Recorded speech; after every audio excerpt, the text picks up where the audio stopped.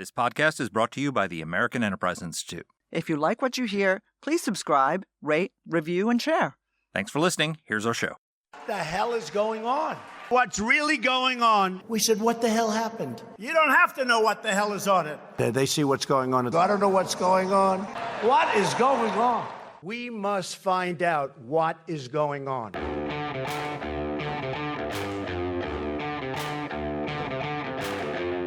Hi, I'm Danielle Pletka. I'm Mark Thiessen. Welcome to our podcast. What the hell is going on this week? What the hell is going on is the Ukraine negotiations seem to be coming to a head. There's a U.S. final peace proposal on the table that apparently not all the details have been reported, but it's basically looks like freezing the current lines with some adjustments that Russia would have to give up certain territory, not as much as probably we would have liked. I know Trump had talked about getting back the coastline for Ukraine. That's not really on the table anymore, but getting some land around Kherson, around Zaporizhia, nuclear plant might be there. And, the details will be played out, but it's a reasonable, if not perfect deal that has been put on the table. And so I think we now have three possible scenarios when it comes to what happens next in Ukraine. The first scenario is that Putin agrees to this deal, Ukraine agrees to this deal, and we now move towards securing the peace, right? And coming up with some international force to go on the border. I've suggested the idea of building a wall, which I think Trump, that's a very Trumpian way of approaching this. I think he would like that. We'd probably have to have some sort of an arms package for the Ukrainians so that they can deter. But that would be a good problem to have, figuring out how to secure the peace. The second option is that Russia says no and Ukraine says yes. In which case, Russia is entirely to blame for the collapse of the peace talks. And Donald Trump has said that if that happens, then he is going to choose sides and he will side with Ukraine. And he will arm them, he will increase the weapons that he gives them, and he's going to put on some pretty nasty sanctions on the Russians, including secondary tariffs on their oil and energy sales, which I think would crush the Russian economy. And if he took the gloves off Ukraine the way he took the gloves off the U.S. military against ISIS, it could be very bad for Vladimir Putin on the battlefield. The third option is that Russia says no, and Ukraine does not enthusiastically say yes to the point that they can be perceived as not agreeing to the peace deal. In which case, Trump just says, done here, walk away. This is your problem. You people are terrible. If you want to fight, go ahead, fight it out. Europe, you back Ukraine as much as you can. We're moving on to other things. I think we're at a fork in the road where, I guess it has more than one tine to it, so I guess it could be a fork in the road, where there are three directions we can go down, and a lot depends on what Ukraine says. Because if they agree to peace, then the first two options, I think the first option is the least likely, but it's possible that Trump uses that leverage to get the Russians to agree, and if not, then he sides with them. And I think that would be the best possible scenario for Ukraine, either one of those. But if they do not learn their lessons from the Oval Office meeting, which was a disaster, and are seen as being obstacles to peace here, then they could find themselves very alone. And that's the scenario that I'm the most worried about, because Marco Rubio said the other day that could be an option. And that's an option that would not be good for Kyiv and would be very good for Moscow. So I think there's an additional problem here. And I really worry about this the most. And I know you and I have talked about this, but not on the air. My biggest concern is that the Ukrainians are being urged by their friends to say yes, right? And they are being urged to say yes with some vehemence for the reasons you described. Yes, hell yes. Right. The Russians are not being urged to say yes because they don't have any friends. So that dynamic isn't going on. And they're not being urged to say yes in any way that is visible to us by the Trump administration, right? And what I'm worried about is that the Russians don't say no. They just don't say yes. They pocket the concessions that the Ukrainians have given, including territorial concessions, including U.S. recognition of Russian sovereignty over Crimea. And they then tell Trump that they need more and that he goes along with them. That is my biggest fear of what is going to happen, because the Russians can't say yes because they don't want to. But I think they may be aware that they can't say no, so they prolong this. What happens then, Mark? I think that they have if the Ukrainians are a yes, hell yes, I think they have very little running room to do that. I'm not going to dismiss the possibility that they're going to try to do that, but we know, for example, that Putin hopefully learned the lesson that Trump has very little tolerance for that, because it was after his phone call with Putin in which Putin said that we need the denazification of Ukraine and Zelensky has to go and we have to have new elections to replace him and a new government before we can agree to peace, that was when Trump basically exploded and said, he's pissed me off and I'm pretty close to pulling the plug on this thing. So we know that when Putin does that he got a pretty fierce pushback from Donald Trump. So, which is all the more reason why. Not in the form of sanctions, which we impose but on Ukraine. laying out what will happen if they stick with that line. So I think the most important thing right now is for the Ukrainians to be enthusiastic about Trump's peace plan and saying, we're all in, we're ready to do this, we're ready to make the concessions for peace. Putin is not. And let Putin be Putin, because at some point Donald Trump's tolerance of that is going to evaporate, I think. And again, I've said this before, but I'll say it to you again. One of the characteristics of Donald Trump, for better or for worse, depending on what your perspective is about what he's doing, is he tends to do what he says he's going to do. He says he's going to start a trade war, he's going to start a trade war. If he says that he's going to secure the border and deport criminal aliens out of this country and send them to El Salvador and Guantanamo Bay, he's going to do it. You may not like what he's doing, but he tells you what he does, and then he does what he said he was going to do. And he has said that that if Putin doesn't agree to peace, that he is going to impose secondary tariffs on the Russian energy sector, and he is going to arm the hell out of Ukraine. The Ukrainians have put forward a proposal. He has not said that recently, though, Mark. But he said it, and I've discussed it with him. And the Ukrainians have put forward a proposal to buy $50 billion worth of weapons, not for another aid package, to buy it. So I think there's a mechanism. Jack Keane and I have laid out a mechanism for how you can arm them without any U.S. taxpayer dollars getting involved and the U.S. taxpayers carrying the burden for this. There's a path to arm the Ukrainians. There's a path. There's the demonstrated model of the maximum pressure campaign on the Iranians. So we have both the economic model and the military model for how to do this. And I think the Ukrainians have to just be very clear they're a yes and let Putin be the no. Right. But I mean, I keep hearing you use that qualifier word, very enthusiastic. I mean, I realize that some people, think that the right way to handle a rapist is to simply acquiesce. But of course, I don't think is that's hard a fair to be comparison. enthusiastic.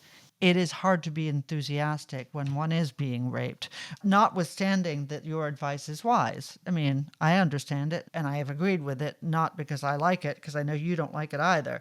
But the thing I fear is all of these qualifiers. Germans didn't like the partition of Germany during the Cold War. Sorry, many Koreans don't like the partition of their country. There's lots of people who've had to make very hard decisions and give up territory in order to end wars with the hope that they will be able to unify their country. The Poles didn't like the fact that their country disappeared for 136 years, but they got it back eventually. So there's lots of hard decisions that have to be made in order to none of them end wars. Enthusiastically acquiesced in their partition. Well, you know what? I think Germany was pretty enthusiastic about the Berlin airlift and about securing its membership in NATO and all the rest of it. So, there's lots of scenarios here. The key is, who is the obstacle to peace?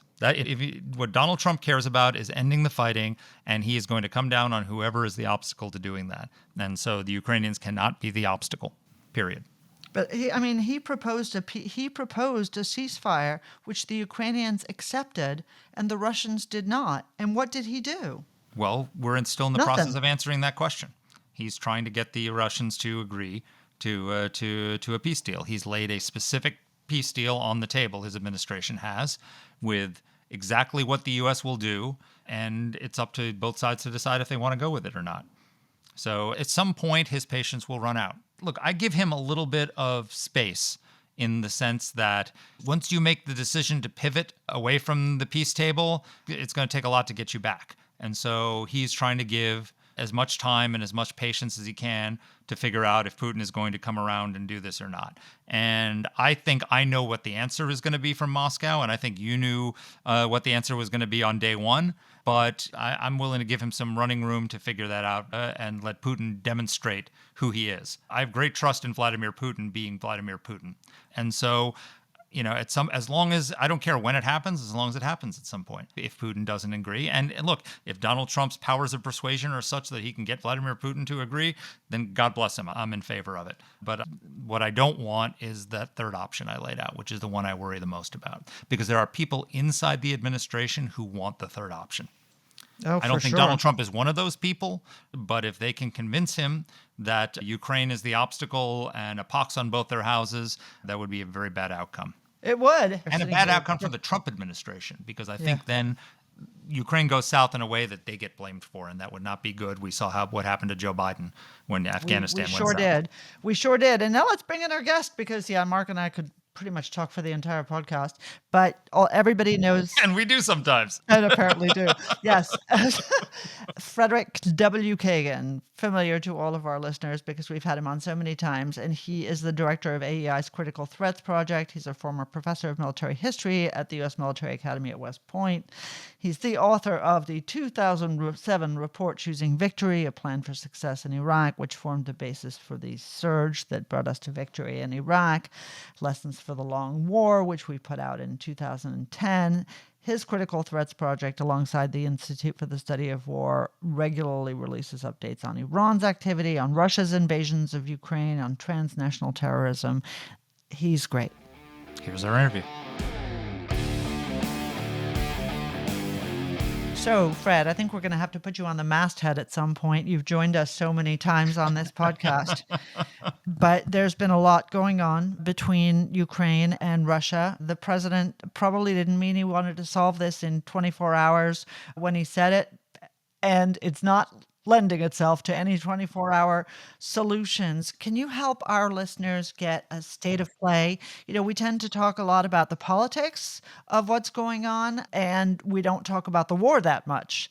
Can you give our listeners a state of play? What's going on? What are the Russians doing? What are the Russians saying? And where are the Ukrainians at this point as well? Well, thanks. It's always good to be with you guys on this show, so thanks for having me.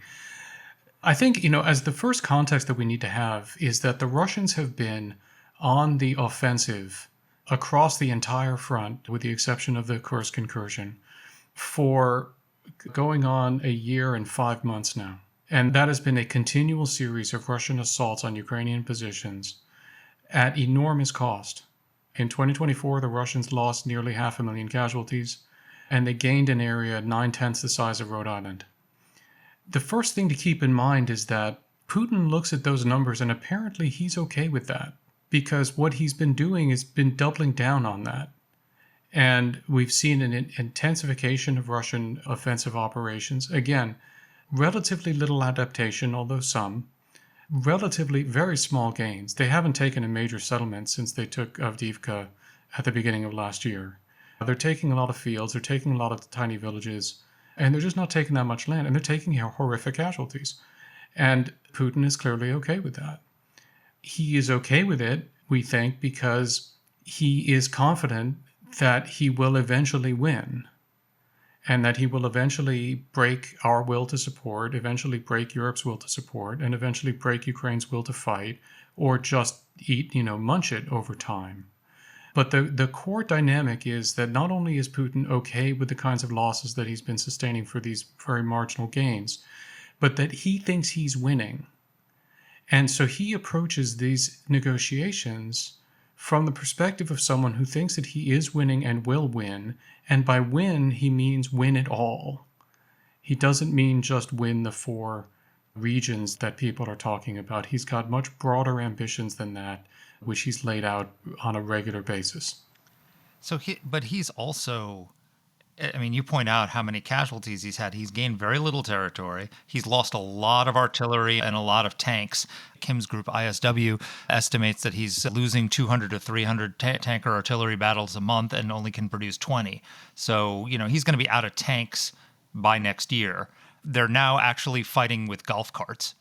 I mean, no joke. Literally, you sent me the video of the golf cart on fire. Yeah. Yeah, they've actually got motorcycle brigades now. It's incredible. And so he doesn't care about human life. So he's doing these meat assaults where they literally, that's what the Ukrainians call them, where they're literally sending wave after human wave of soldiers until the Ukrainians run out of ammo and have to fall back because they've run out of ammunition. And that's literally how they're advancing. I mean, how can that be sustainable? Well, it isn't sustainable as long as the U.S. and the European partners continue to help Ukraine resist it. This is a really important dynamic, Mark, and thank you for bringing it up. Putin is acting as if he can do this forever. In truth, he can't actually do this forever. But this is a very important bluff. He's trying to portray the impression that he can and will do this forever. He's basically raising with the expectation that everybody else will fold. But if we don't fold, if we actually continue to support Ukraine, then yes, he is going to start to run out of artillery pieces. The North Koreans are going to give him some. They're not going to give him enough to offset the losses fully. Actually, important, just factoid, North Koreans are now providing more than half of the artillery that the Russians are shooting in terms of shells, because Russian industry can't. He doesn't have enough people to man his industry either. He's got a lot of problems coming up. And so as we look at the current situation, he thinks he's winning now because he's counting on us to break. He's counting on the West's will to continue to support Ukraine to break. And he's basically counting on this bluff working. But if the bluff doesn't work, he's going to start to have very serious problems. I'm trying to figure out how the war goes if the United States is not all in, if the war continues. So the Russians have taken this tiny amount of territory, right? But the Ukrainians are in a defensive posture at this point, nonetheless. So, I mean, they're obviously not both on the offense. The Ukrainians have been incredibly entrepreneurial when it comes to manufacturing weaponry. They are now making drones at an incredible rate. They're actually producing their own artillery. How critical is American support? So there are things that America is providing that no one else can provide and that are essential to Ukraine's ability to defend itself. It's a much smaller list now than it was when we were having discussions last year about whether to renew U.S. aid. And you're really absolutely spot on to point out the ways in which the Ukrainians, and also with European support, and the Europeans really have stepped up here, have helped to wean them off of a lot of basic stuff that the U.S. had been providing. But look, the Russians are firing ballistic missiles at Ukraine on a regular basis, and the Patriot air defense system is the only system that is capable of shooting down ballistic missiles. So if the U.S. stops providing Ukraine with Patriots, then the Ukrainian cities will be open to Russian ballistic missile attack with no ability to defend themselves at all. Now, it's true, most of the ballistic missiles get through anyway, but the Ukrainians are able to do important point defense with that, and that depends entirely on the U.S. provision of Patriots. Other air defense systems that we provide are also critical in keeping Russian airplanes out of the sky. And if you think about what the Russians did in Syria, when they were able to operate manned aircraft over Syrian cities, they would love to be able to do that in Ukraine. So the air defense systems that we're providing are absolutely essential. Beyond that, we saw what happens when the U.S. suspends intelligence sharing with Ukraine. And we saw that, and that suspension of intelligence sharing materially contributed to the rapid Russian gains in Kursk. It prevented the Ukrainians from using some other U.S.-provided systems. But it did something else as well that's really important. Some of the intelligence that we're sharing with Ukraine is missile launch warning and warning that Russian aircraft are taking off to bomb Ukrainian cities. And the Ukrainians use those warnings in the fantastic app that they have that tells people to go to shelters. So when we suspend intelligence sharing, we suspend the Ukrainians' ability to know that there's an incoming attack, and that makes Ukrainian civilians much more vulnerable to a Russian attack, which is a problem because the Russians regularly attack Ukrainian civilian infrastructure and civilian locations, and Putin just said he's going to continue to do that. So that's a partial list. But what is less essential? We do need to continue to provide artillery. The demand is much less than it had been. We should provide tanks. We should provide other things. The Ukrainians have other ways of working around a lot of those issues. There's a lot that we could provide, And that would help Ukraine defend itself better and also would help Ukraine actually begin to move the front forward in a positive direction, which would be very important from the standpoint of changing Putin's calculus and making Putin rethink whether he actually wants to keep just fighting this war endlessly. I mean, we really need to, if I could just emphasize this, Rick, this is one of the most important issues. As small as the Russian gains are, you're right, Danny, the Ukrainians are on the defensive and the lines are moving generally to the west. And Putin is looking at that, and that is encouraging him. If we would lean in and help the Ukrainians start to push back and have the line start moving to the east, that would force Putin to rethink whether this is something that he wants to continue to do. So there are some aspects of the U.S. assistance that are absolutely essential. Again, a much smaller list and a much less expensive list than when we were talking about this last year. And then there's a lot of optional stuff that the U.S. could provide that would really create a positive incentive structure for Putin to do what President Trump rightly wants, which is to come to the table and accept a reasonable deal. Right. Just on the intel, because it does seem like part of that is pretty critical. Is that not something that the Europeans can backfill? Do they not have these capabilities? They have satellites. My understanding is that there are things that we're providing that really nobody on our side can backfill. We do need to keep in mind, as you know, I'm all about giving the Europeans a hard time for not carrying their fair share and all of that kind of stuff. I'm in favor of them stepping up. I'm in favor of them rearming. I mean, we all are, okay? But we also do need to recognize that the United States built the NATO alliance in such a way that it built dependencies on the United States that are not things that you can just overnight replace. And a lot of the space capability that the U.S. brings to the alliance is not something that can be readily replaced. Some of it can be, some of it can't be. And we do need to understand the implications if we're just going to say, well, we're out, Euros, you figure this stuff out, or Ukrainians figure this stuff out. They're going to be at a massive disadvantage because the other country that developed those capabilities was the Soviet Union. So U.S. developed capabilities to match and offset Soviet capabilities that are now Russian capabilities. A lot of those are not indigenous to the European states yet and can't be that quickly. And so if we cut this stuff off, it's gone.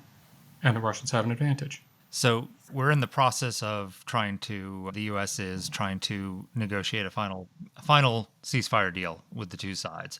And the U.S., there's multiple reports out there that the U.S. has put down a proposal. We don't have all the details of it, but there seem to be three possibilities of how this will play out. And I'll describe two of them, and then the third I want you to weigh in on. Okay? So the one option, which I think is the least likely option, is that the Ukrainians say yes, the Russians say yes, there's a ceasefire, we send international troops in, we have a DMZ of sorts that gets policed, and we go into the process of securing a long-term ceasefire that would become a long-term peace a la North and South Korea. That's going to last for a long time. The other option is that both Russia says no and Ukraine says no enough that the U.S. looks and says, "You guys all suck. We're out." And we don't arm them. We don't do anything. We say, "Europe, you want to back Ukraine? Go ahead." That's the one that I'm most worried about emerging. The one that I'm most hopeful will happen if the first doesn't, which I would prefer the first. Obviously, everybody would want to have this war end. Is that Ukraine says yes, and Russia says no. In which case, Donald Trump has said he's going to bring down secondary tariffs on the Russian energy markets. He's going to grind them he's going to do a maximum pressure campaign a la his first term in Iran. And he said that he will arm the Ukrainians and basically choose sides and back Ukraine in a way that Biden didn't. That's the one I want you to weigh in on right now. What does that option look like? What could we do if it came to the pass that Ukraine says yes, Russia says no, Trump sides with Ukraine? How could a robust U.S. aid package, economic sanctions play out and bring Russia back to the table? So we could do a lot, and we could do a lot more than Biden did. And as we've talked about over the years with you, and you have talked about the Biden administration for all of the positive things that it did, and it did positive things in this regard, it also forced the Ukrainians to fight with a lot of limitations, and it was always a day late and a weapon system short in supporting them. So a Trump administration that decided that it was really going to lean in to helping the Ukrainians in a way that was going to fundamentally change the calculus in this war and drive to an acceptable peace, could do a lot more. One thing that we could do is we have huge stocks of armored vehicles of all varieties that are sitting in Europe waiting for the Russian invasion. I don't know, maybe one will come up. We could we could provide large quantities of those stocks to the Ukrainians, and that's M1s and Bradleys and other armored fighting vehicles, which would make a big difference on the battlefield. The Ukrainians need tactical mobility. This is a huge challenge. So that's one thing that we could do. We could lean into rebuilding our own defense industrial base, as you have talked about, Mark, in a very sensible way, taking advantage of financial offsets from frozen Russian assets, from European contributions and so forth, to do the things that we need to do in order to expand our production of artillery systems, of long-range strike, of air-to-ground missiles, of air-to-air missiles, of surface-to-air missiles, and begin producing those in a way that we start providing them to Ukraine as a way of getting our own defense industrial base back to the point where it needs to be if we're going to be able to resist, for example, China. So those are a number of things we could do. We could provide more intelligence. We provide some. We could provide more. We could obviously take all the gloves off of Ukrainian long-range strike and say they can use our systems to hit any of the targets they want to, including the air bases from which Ukrainian cities are regularly bombed. That could make a big difference. So there's a huge array of things that the United States could actually do that would materially help Ukraine in a way that would force Putin to rethink this. And then in terms of the sanctions, the Russian economy is under tremendous strain. I think Putin has spent down about half of his sovereign wealth fund so far. He is ultimately going to start to have cash problems, and we can see that manifesting as he's walking away from various commitments that he's made to get his people to sign up for this war. You can see the strain in terms of Russian inflation rates and the games that they play to conceal what inflation actually is and so on. He has a lot of challenges. Ratcheting up secondary sanctions to make it harder for the Russians to evade sanctions is essential because there's a tremendous number of Western components that are turning up in Russian missiles and bombs that are being dropped on Ukraine. Really nailing that down and making that a lot harder would put a huge dent in the Russian war machine. So there's a tremendous amount the U.S. could do. Is it too late to turn the battle around on the ground in a decisive way? So one of the things we've talked about in the past is that if Biden had given the Ukrainians everything he ended up giving them over 3 years, if he had done that in the first months after when the Russians were in retreat after failing to take Kyiv, this war could have been over by now, right? And then we had the counteroffensive in 2022, which didn't go as well as planned because they were forced to fight it with one hand tied behind their back, and they had to wait for certain weapons, and the Russians were able to lay mines and do all sorts of preparations. Like, is that kind of a counteroffensive that really drives Russia out sort of not reasonable anymore? Or are we talking about something like if we really took the gloves off? Like, Trump's touchstone would be the ISIS campaign, right? The counter-ISIS campaign, where the Obama administration had put handcuffs on our military, forced us to fight in a way that couldn't decisively defeat ISIS. He didn't want that war. He didn't inherit that war. He inherited that war, but he never wanted it. But he ended up doing it in a way that we drove them out of their caliphate in a matter of months, right? Is there a similar analogy in Ukraine? Could we do something similar to what Trump did to ISIS in his first term with Russia? I think we could. It would take longer than months. I think you're talking, more like a year before you can get to that kind of capability. It's not years, but it would take a while. Ukrainians would need to be able to match it with, improved mobilization and training and development of their own soldiers and so on. And there's a lot of stuff to get in there. But look, we should not buy the Russian narrative that this is the Red Army revived and that they are just going to stomp on the Ukrainians and there's nothing Ukrainians can do about it. That is just simply not the case. And you referred to the 2023 counteroffensive.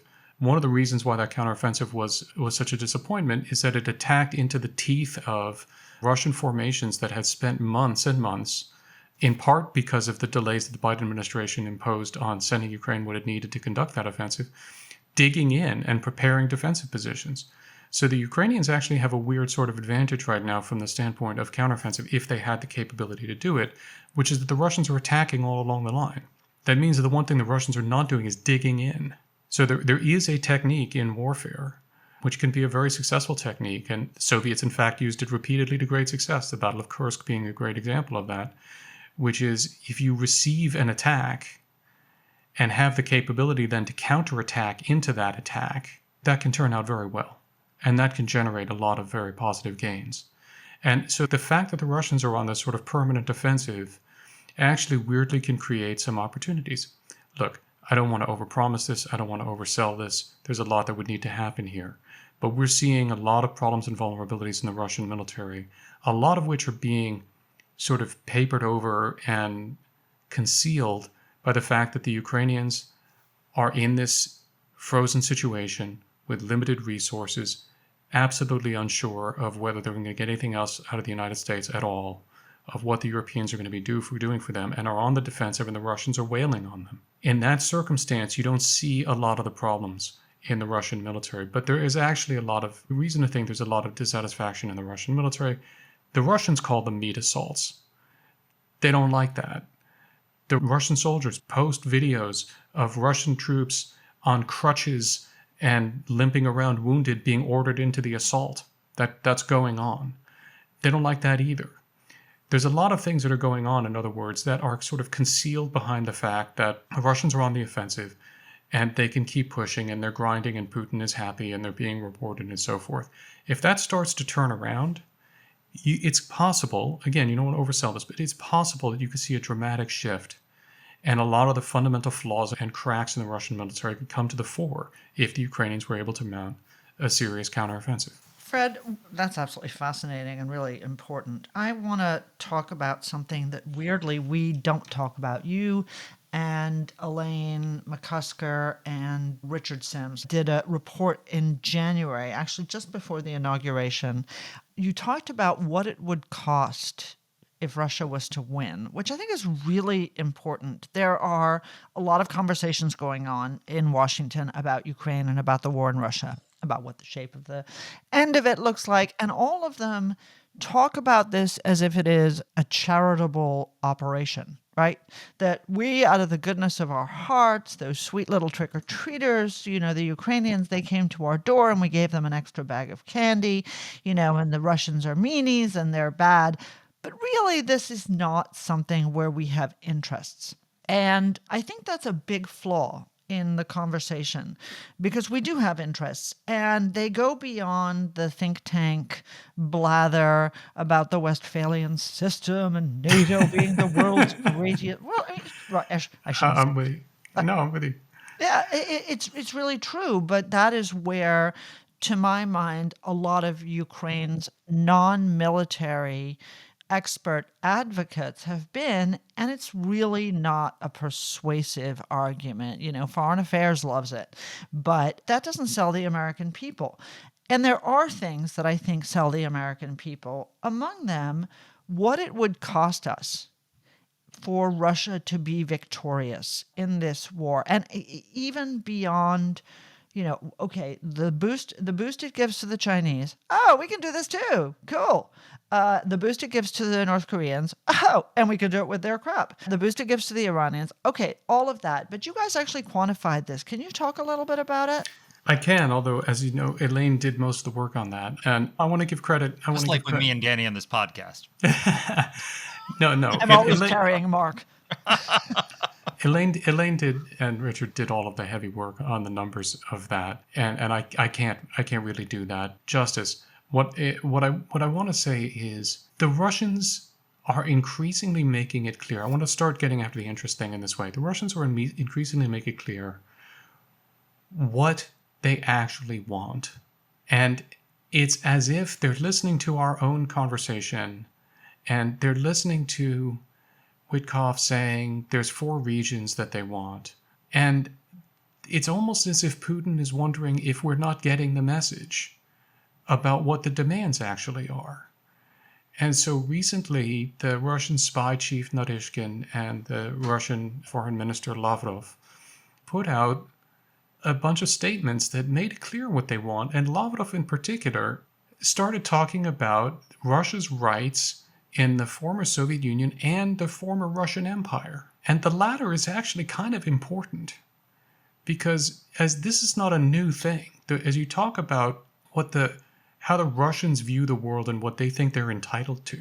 Well, I mean, in some ways, if you read them quite literally, they think they're entitled to Brighton Beach and any place where there's a bunch of Russian speakers. No, I'm not kidding. I know. I'm not kidding. But just to stop you, Fred, for a second. Yeah. So the former Soviet Union, that includes the Baltic states, which are members of NATO. Correct. The former Russian Empire includes Poland. Yes, and Finland. And Finland. Also NATO members. That's a heck of a territorial claim. It's a huge territorial claim. And they have been running information operations and other things to set conditions for saying that the Finns have provoked them in various ways, that the Poles have provoked them in various ways, of course, that the Balts have provoked them in various ways. And they're building an entire ideology that is a neo-imperialist ideology. And they're investing a lot of energy in this. And it's an ideology that's very much an anti-Western ideology. It takes me back. It's a real Slavophile ideology that says that, we, the great Russian people, are naturally entitled to a huge hunk of the world, and that happens to be whatever hunk of the world we say we're entitled to. But in particular, it's this part of the world, which includes, yes, 5 NATO member states. And so if we're at all serious about coming to the defense of our allies, by the way, these are the NATO member states that are in general terms meeting their 2% NATO commitments, in a lot of cases exceeding them. So when President Trump is they talking... are listening to the Russians. They're listening to the Russians, but they're also listening to President Trump, who's saying, I'm only going to defend NATO member states who are paying their bills. So these are the states that we would be talking about defending. So when you start to look at the bill for that, the big switch is who has Ukraine. Right now, Ukraine has the second largest army in Europe, and they're second best by a long margin before you get to the next most competent European military. And that military has been standing off the Russian military for more than a year under very difficult circumstances and holding it back. Because the flip side is we talk about how little Russians have gained. That's because the Ukrainians have fought them off. So you can have that military backed by that industrial base, with that people, with that technological capability, holding the Russians off, and in fact holding the rear of a Russian attack into the Baltics at risk. Because one of the things we did in the report was put a map up that says, look, if the Russians are going to attack from Belarus and Russia into the Baltic states, it matters enormously whether there's a large bunch of angry Ukrainians to the south or whether the Russians don't have to worry about the south. So the task of defending the Baltic states is enormously greater if the Russians have conquered Ukraine in some way or neutralized it in some way, made it so that they don't have to worry about it. And then, of course, we also consider the worst case scenario, where the Russians get everything they want, which is full control over Ukraine, because that is, in fact, the Russian objective. And in that scenario, you have the second largest and most effective army in Europe now fighting for the Russians. And you have the Ukrainian Defense Industrial Base working for the Russians, and the Ukrainian adaptability working for the Russians. That raises the cost by hundreds of billions of dollars, just in terms of sheer numbers. But more to the point, it dramatically increases the likelihood of this war, because it makes the prospect of a war like this look much more plausible to Putin. Whereas if the Ukraine war ends on stable lines with a strong, independent Ukraine that is well tied in to Europe, whether it's a NATO member or not, that is well tied in with bilateral security agreements and commitments from Europe and ideally the United States, then the Russians, as they look north and as they look west, have a big problem. And that makes a future Russian invasion much less likely, as well as much less costly. So you set me up perfectly for the other scenario that I laid out. So the first scenario was obviously peace. Everybody agrees. Second scenario is Russia doesn't agree, but Ukraine does, and we end up siding with Ukraine to force them to the table. Third option is the Ukrainians catastrophically send a message to the Trump administration that they don't want peace and that they're not willing to make these concessions and get the agreement, and we walk away. Trump says both sides are awful. Walk away, wash our hands of it. And Ukraine is on its own with Europe backing it. Walk me through that scenario. Without catastrophizing it, just like realistically, like, No, absolutely. I'm not going to catastrophize it because I don't think that it leads instantly to the Ukrainian collapse. I don't think that you're suddenly going to see Russian tank columns streaming to the west. I think the Ukrainians are going to have, what you're going to see is, at a minimum, a number of very bad months when Ukrainian cities start getting pounded, when Ukrainian rear areas start getting hammered more and more by Russian air. You're going to see a lot more Ukrainian civilians killed. That's just going to be a fact. If we suspend intelligence sharing, it's going to be a fact. They start bombing Ukrainian cities the way they bombed Syrian cities. It's going to take a lot longer for them to do that because there is residual air defense, and the Europeans can provide them some air defense. And the Russians are very uncomfortable losing bombers at this point. They've lost a bunch, and they can't really replace them. So I think we're a ways from that. Okay. But that can happen. I don't know exactly what everybody's stocks are on this because it's a pretty closely guarded secret in principle, so I don't actually know. What I do know is at a certain point we're going to run low, and the Russians, you're certainly going to see some more Ukrainian cities, especially frontline cities, really start to get hammered. Zaporizhzhia, for example, city of 750,000, the Russians are taking beat on it. I could absolutely imagine that Zaporizhzhia, Kharkiv city really start to get hammered by Russian bombs. That can happen. And you will see the line start to move to the west faster. You will see Ukrainians have to fall back, have to be pushed back. You may see some Ukrainians get encircled. And this is where I'm not going to catastrophize it, but I'm going to say this is another place where war can become nonlinear. Because the Ukrainian defensive line is thin and it's fragile. And it's held together by what they have now. If the Ukrainians make a few military mistakes, if the Russians are able to get in a few strong jabs, you could see parts of this line really start to crumble in the absence of American support. It's hard to tell exactly what happens if something like that occurs. So I'm not going to catastrophize it. I'm going to say the Ukrainians are going to continue to fight. The Europeans are going to step up and try to help them. The lines are unlikely to collapse immediately and probably not at all. But there is a danger that things could go really bad. So catastrophize it now. Is there a scenario? Is there a scenario under which this becomes Trump's Afghanistan? Absolutely, there is. A combination of U.S. suspension of aid, Europeans either unable or unwilling to step up fast enough. I think in this case would be unable to step up fast enough if the aid suspension comes now. Ukrainians making a few military mistakes, which happens when you're under a lot of pressure, and the Russians pulling off a couple of bright ideas, which can happen in this circumstance, and you could see the front line collapse. And in that circumstance, what you would have is you would start to have, well, probably the largest insurgency in history. But you absolutely would have the risk of seeing Russian forces start driving rapidly to the west, crossing the Dnipro, moving on Kyiv, and trying to drive further to the west. There's other very bad scenarios that can play out that would involve the collapse of the Ukrainian government in some way in response to this concatenation of circumstances. And it's important to understand the Russians are playing for that. The Russians, as bad as the Russian narrative operations in the U.S. are, they're incredibly intense in Ukraine.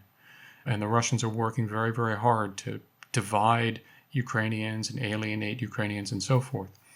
It's hard to tell how people will react in a circumstance of things looking like they're collapsing in this way, when the Russians are working so hard to get in there and take advantage of all of these things. So there absolutely are scenarios where this could turn into Trump's Afghanistan, and he's got to worry about the U.S. Embassy in Kyiv and a whole bunch of other terrible things happening. Except it's never going to be Afghanistan because it's not in the middle of Central Asia.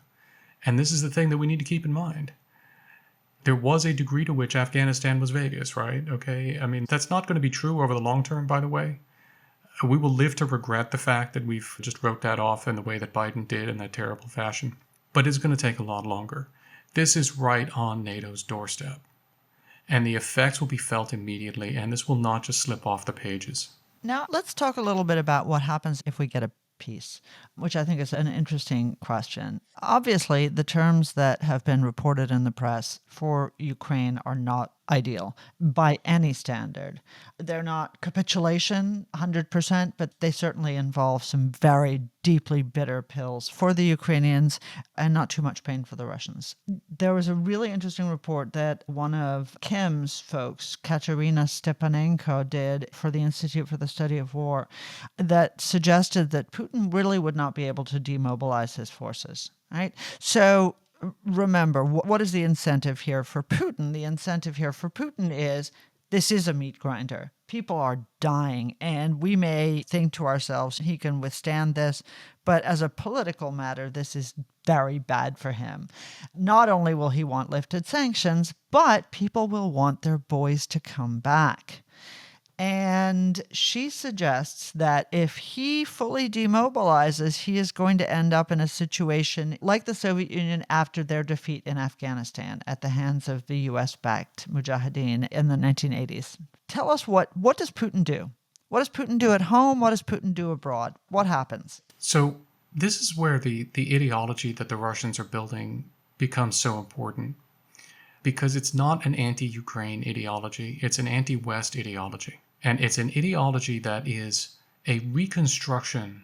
Remember that Putin was a mediocre KGB officer. And in his heart and soul, fundamentally, he is a mediocre KGB officer. And he misses the Soviet Union. He wasn't really a communist. He was a sort of Soviet imperialist, I think. And what was the characteristic? The most important characteristic for people like that of the Soviet ideology, it wasn't the communism. It was the civilizational struggle. It was the notion that Russia, or in that case the Soviet Union, but it's really, that was the Soviet Union as an avatar for Russia. And I think it's clear that that's where Putin was on that. That Russia has a unique historical role and all of this kind of jazz that I could run through because I was a Russian historian once upon a time. And that it is in a civilizational struggle with the West. And that it is fighting for its survival against a West and a world that seek to destroy it. This was core to the Soviet ideology and self-identification and self-perception, and it's core to Putin's ideology now. So what does it mean? It means that he is already setting the conditions, and this is part of what Lavrov and Naryshkin were doing. They're contributing to the setting of conditions for the continued civilizational struggle against the West. And if there is a peace in Ukraine, whatever the peace is, the next step is going to be, well, now we're being threatened by the Baltic states, by NATO and the Baltic states and Finland. This is unacceptable. Do you know how close Finland is to St. Petersburg? We will start to have all of these conversations. They're not giving us free access to the exclave of Kaliningrad. This is completely unacceptable. We insist that we be allowed a land passage across Polish or Lithuanian territory, or both. We have Russians being mistreated, they will claim, all over the place. In some cases, there won't be any Russians at all. That doesn't matter to Putin. In some cases, there'll be Russians, and he'll find someone to say they're being mistreated. Okay, now we need to invade Latvia. All of that will be used as a justification to maintain the mobilization, because the mobilization is important, and this civilizational struggle is important to Putin, not just because of the difficulties that demobilization will bring, but because he's redefined Russia to be in civilizational struggle with the West. And that has become the basic justification for his regime at this point. I was about to say, that's scary. Yeah. So give us your best guess. Let's exit question for me. How do you see this playing out in the next few weeks? Look, it's hard to tell because we're handicapping individuals making decisions. Do you think the Ukrainians appreciate the precariousness of their situation and that they're willing to make the kind of concessions to not be to blame for peace not happening? Look, Mark, I don't know what President Trump is willing to accept from the Ukrainians as demonstration of their willingness to make peace. The Ukrainians have offered a bunch of concessions already. They're clearly prepared to offer more concessions. The Russians have not only offered no concessions, they've only increased their demands. So it's not entirely clear to me what is sufficient for President Trump. And therefore, I don't know whether the Ukrainians will be able to agree to whatever is actually sufficient for President Trump from that perspective. It's very much of an unequal playing field here. He seems to be demanding right now very little of the Russians, and he's demanding a lot of the Ukrainians. And I don't know what decision President Zelensky will make. My hunch is that President Zelensky will try very hard not to say no, and will try very hard to come to an agreement with President Trump about what the yes looks like and what the caveats on it are. Because I do think that President Zelensky understands that the American support is critical and that it's worth playing for that as long as it looks like there's a chance to receive it. So my hunch is that he'll try very hard to get to a mutually agreeable conclusion. Well, let us hope that the genius Steve Witkoff is able to broker whose talents we discussed in depth in our last podcast with Elliot Abrams when it came to the Middle East. Oh my God, yes. It's incredible how central he has become to this administration. And I just hope he's up to the job. But I just don't know how he does both these jobs at once. I mean, these are all both full-time jobs. Three. This is also sorry. Iran, also Gaza, Hamas. Oh, that's right. Israel. Of course. Yes, yes, exactly. That was his first job. But having Yes. failed at that, he's now moved on to other stuff. Yeah, no, I mean, let us hope that there is a light at the end of the tunnel, and let us hope that the president was serious when he said that he is not going to put up with the Russians having a veto over this process, because I think it's not just his honor, but his reputation and his administration's credibility that rests on this. As we said, you, Fred, and I said so many times, Afghanistan destroyed Biden. Yep. He never recovered. Yep. And I think Donald Trump has a lot he wants to do. He does not wish to be destroyed, and certainly not by the likes of Vladimir Putin. So fingers crossed that the president does the right thing and that that this ends better Hear, than hear. it began. Thank Inshallah. you, Fred. I say inshallah now all the time. Thank you, Fred. Thank you for Thank you. taking the time. We know how hard you're working, and the stuff that both Critical Threats and ISW are doing is indispensable. So thank you for all that hard work. Thank you. Thanks for having me. Great to see you both. So, Danny, what do you think? Every time we talk about this, we have a tendency to focus on Donald Trump, and we have a tendency to focus on what the Ukrainians have to do, and we have a tendency to focus on how bad Putin is.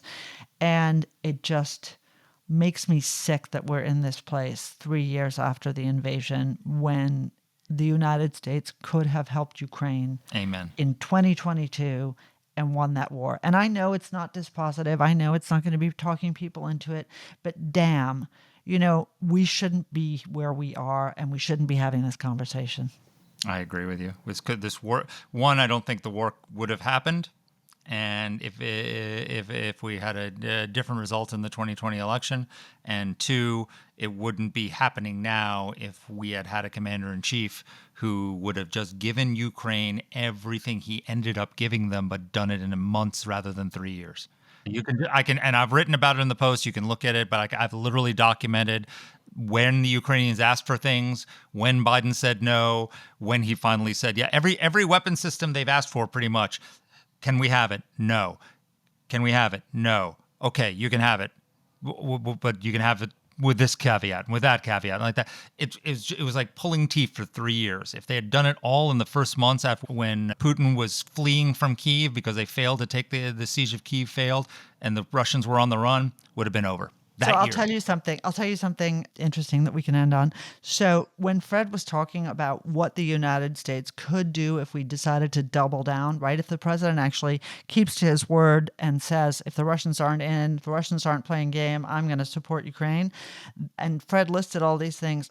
At the end of the Biden administration, in November and in December, all my friends on the Hill were complaining to me bitterly that the Biden administration was sending up every possible crazy-ass project you can imagine, everything for trans and LGBT and the environment and money, for Peruvian trans dwarves, theater companies kind of stuff. Okay, do you know what they could have done? And this is what I thought when Fred was describing it. They could have taken everything that we hold in Europe and poured it into Ukraine in those last months of the Biden administration, and they didn't. That is the fitting coda for what a disgrace that man was, because we wouldn't have to be having this conversation about whether Donald Trump is going to keep to his word or not, because the Ukrainians would have beaten back the Russians. They would have humiliated China. They would have humiliated North Korea. They would have totally crushed the Russians, and we wouldn't be talking about what the Iranians are doing. None of this would be happening if only they had had more courage.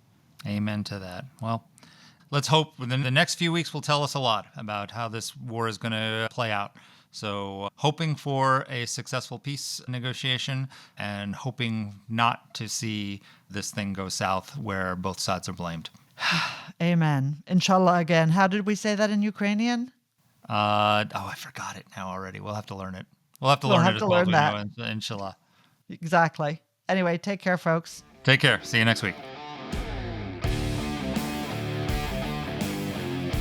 Let us know what topics you'd like us to cover. You can get in touch with the show by emailing us at whatthehell@aei.org. Or you can reach us on Twitter. I'm at dpletka. And I'm at Mark Thiessen. That's Mark with a C.